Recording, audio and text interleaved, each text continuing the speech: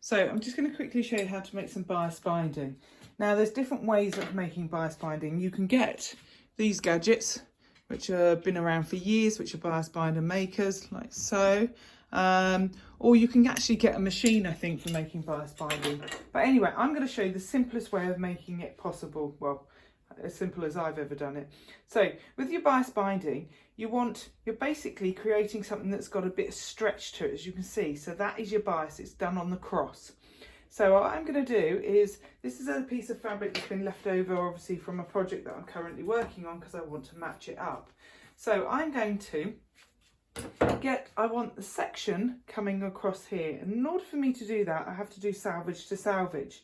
Now to me that looks quite square, but if I'm not sure about that, I can measure from that point to that point, and then you know that each of those lines are square. I'm then going to fold over the corners to corners, so you're creating this triangle here, and this is your bias binding length. As you can see, it's got a bit of stretch to it. So what you can now do, and that should actually do my neckline, which I'm currently cutting this pattern for. So from here I can either cut it in half, so which I'm going to do is I'm going to cut it in half so I get two lots of this bias binding. Obviously you've got to be really careful, because as soon as you pick it up or start moving it, it will twist slightly, which you don't want, because you don't want a twisted piece of bias binding because you won't get a nice smooth edge. I'm then going to remove that section, and I'm going to fold that on top of itself. So the edges are along on top of one another, and then I'm going to fold it again. So again, it's sitting nice and neatly on top of itself.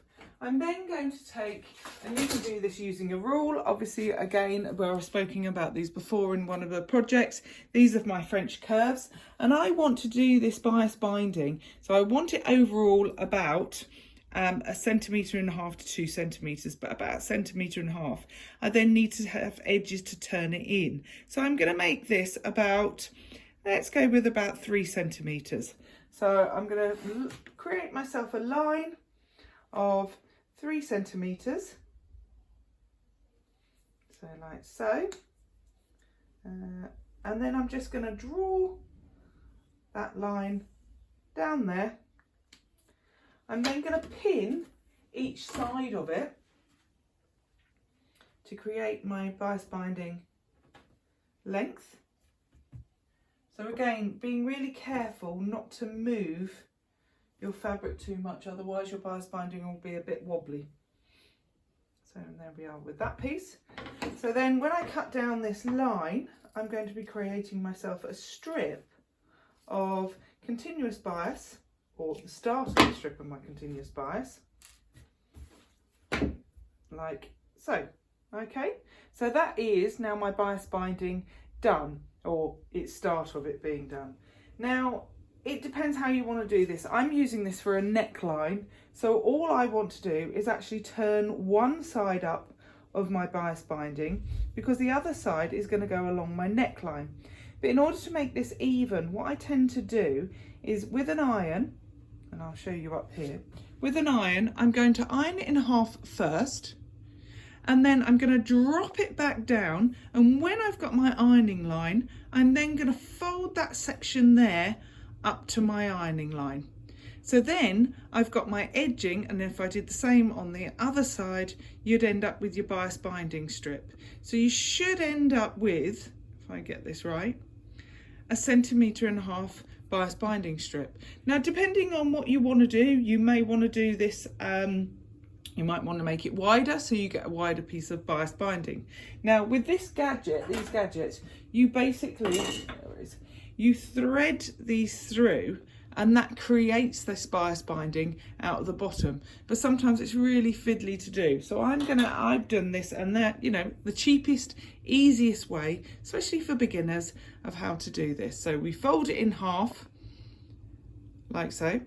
Once you've ironed that half in place, you then drop back your half, and then you fold it back up again and press it, and you're being as delicately as possible, not doing this too hard. So then you fold it back up onto where you've just ironed a minute ago. So do the same on the other side, and you end up with your bias binding strip. I'll show you when I'm complete. So there we are, my bias binding. This one works out a centimetre, if I can show you, there we go, 1.5 centimetres. So you've got, you can see where I've actually ironed it because I've made a point of doing it quite hard. You've got your seam allowance. You'd open this up and use this as part of your seam allowance here, and then that would be your section that is turned in already. So there we go, nice easy way of making your very own bias binding.